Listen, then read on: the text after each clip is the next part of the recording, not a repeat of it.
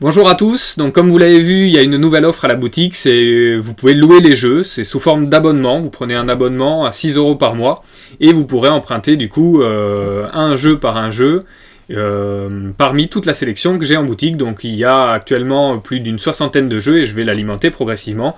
Je faisais cette petite vidéo pour vous en montrer quelques-uns, c'est parti.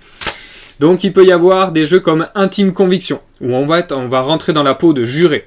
C'est presque un espèce de serious game en jeu de société, puisque vraiment on suit une affaire, mais on n'est pas dans de l'enquête, on est dans du jeu de juré, quoi. Les jeux sont envoyés, comme vous voyez, c'est pour aller vite, c'est pour vous en montrer un maximum. Little Battle, c'est un petit jeu pour enfants, ça reprend un peu un principe de bataille, mais en fait où on va drafter les cartes, c'est-à-dire qu'on va se passer les cartes pour avoir un équipage qui capture des trésors. On va avoir aussi des jeux de figurines. Un jeu d'affrontement, on a des bandes, il y a 3-4 figurines, voire 5 peut-être par bande, je peux vous montrer aussi le dos de la boîte. Et voilà, là c'est un gros jeu d'affrontement avec des règles assez lourdes. On a un The Crew. The Crew, c'est un jeu coopératif, c'est un jeu de pli, un peu comme le tarot ou la belote, mais on est tous ensemble cette fois-ci, et donc du coup ça renouvelle beaucoup le genre, c'est top. Ici on a de la BD dont vous êtes le héros, Pirate. Pirate, vous allez être un pirate, et vous allez lire la BD, mais à chaque endroit ça va vous donner des numéros. Par exemple, vous voyez le 133, ça va nous permettre de rentrer dans la maison, il va falloir qu'on aille chercher le numéro 133 dans le livre pour continuer l'histoire. On a du Pigeon Pigeon, qui est un petit jeu de bluff, c'est vraiment ça pour passer une bonne soirée, un petit jeu d'ambiance tranquille. On va avoir du Paléo, un jeu coopératif également. Celui-là, on joue une tribu. On va jouer des personnages préhistoriques et il va falloir qu'on réussisse à trouver des ressources, qu'on fasse plein de choses. Celui-là, j'aimerais vous en parler plus, mais j'ai pas le temps. The Mind, c'est un jeu coopératif où on n'a pas le droit de parler. Il va falloir jouer sur une notion de temps et il va falloir réussir à s'accorder les uns les autres pour réussir à remettre les cartes dans l'ordre croissant. Codename, c'est un jeu où deux équipes s'affrontent. On va faire des associations d'idées de mots. Par exemple, on va dire nez.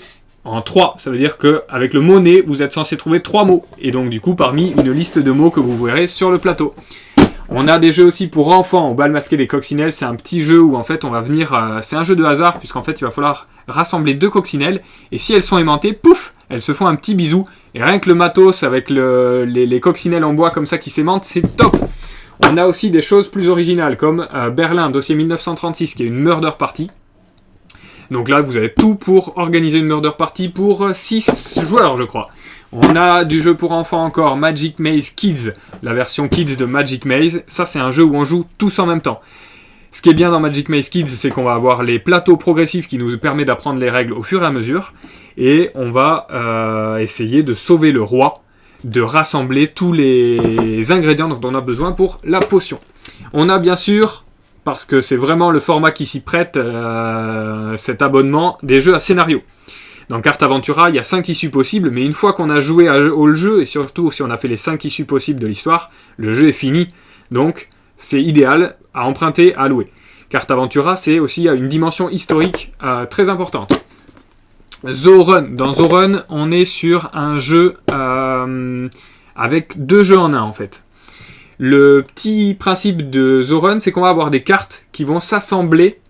Il faudrait vraiment que je vous les montre, c'est très dur à expliquer comme ça. Et on va reconstituer avec des cartes des animaux. Et ça va nous permettre, soit dans un jeu de faire une course, soit dans l'autre de libérer des animaux. Très futé, là plutôt un jeu pour adultes, enfin en tout cas on n'est plus sur du jeu pour enfants. Là on va sur un type de jeu un peu yams, on lance des dés, on coche des choses sur notre petite fiche, mais avec un degré de difficulté bien plus important que le yams, et surtout on va devoir faire des combos, donc on va devoir se triturer les méninges à fond pour trouver les meilleurs combos. Jouer à gogo, vous tenez un magasin de jouets, un jeu familial, il va falloir réussir à remettre les jouets d'un même type le plus à côté possible, ça va nous faire gagner des points et de l'argent.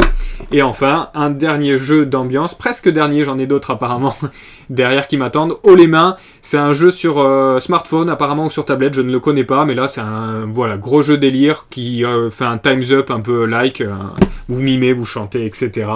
Du jeu à scénario encore, le pendule des morts, proposition très particulière puisque c'est un peu, on va dire, de l'horreur psychologique. Celui-là il est à essayer, il est vraiment pas à mettre entre les mains de tout le monde, ils disent à partir de 16 ans et je comprends pourquoi.